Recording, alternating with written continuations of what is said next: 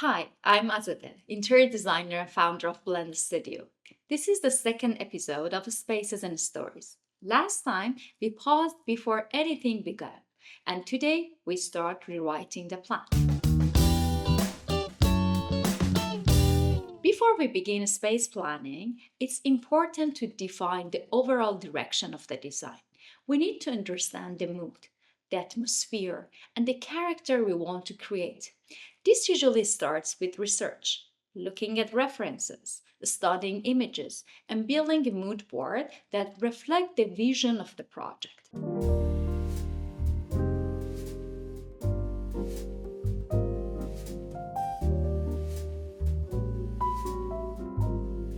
A mood board is not just about interiors or materials.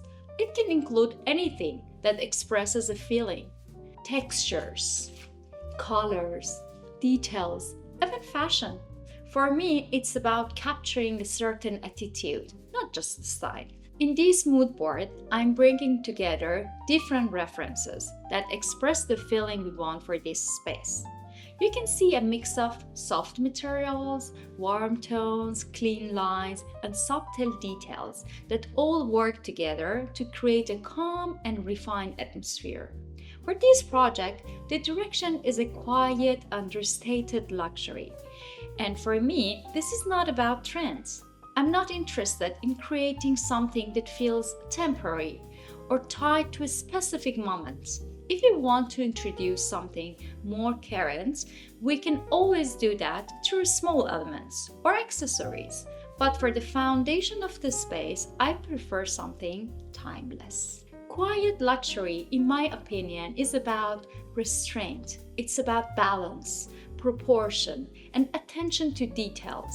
It's the kind of a space that doesn't try too hard but still feels elevated.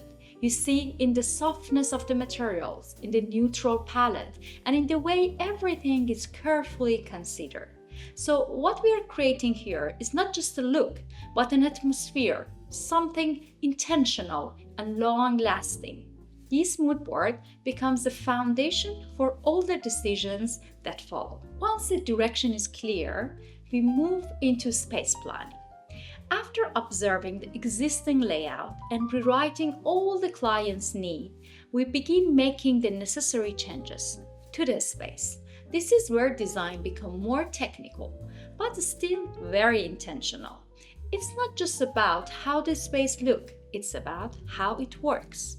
At this stage, we study the requirements, the relationships between spaces, and how they connect to each other. In larger projects, we often use diagrams like bubble diagrams to map these connections and understand how each space interacts. But in these projects, we are working with an existing structure. So instead of dividing the space, we concentrate on refining it. We didn't want to overcomplicate the layout. A small extension and a partial addition are enough to meet the functional needs, while keeping the space clear and cohesive.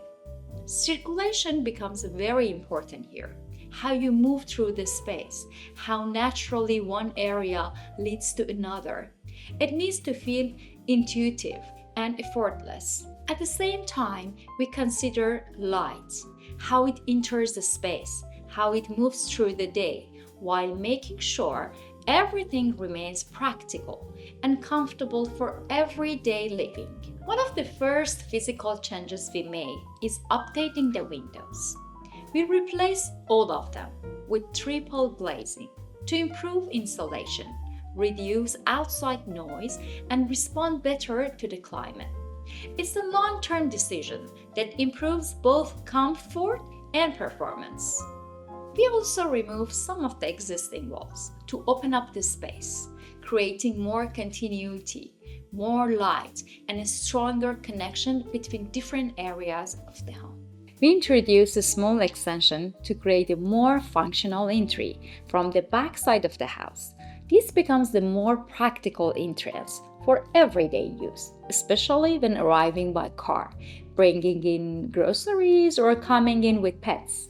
This entry leads into a small foyer with built-in storage, followed by a proper laundry room and a powder room, before entering the main living area. The main living area is designed as one open and continuous space where the kitchen, living, and dining areas are all connected.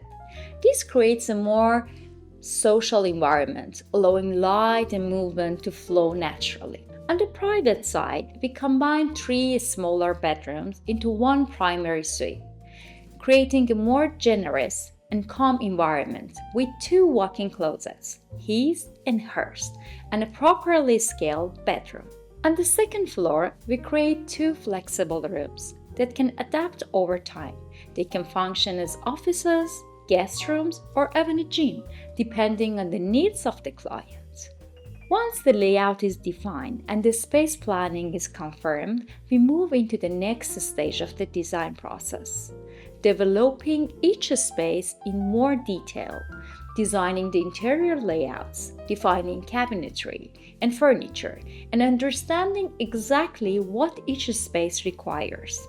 Then we begin selecting materials, colors, and textures to build the overall design language of the project. Because design doesn't happen all at once, it evolves step by step, and this is where the story begins to take shape. Subscribe and follow me in this journey.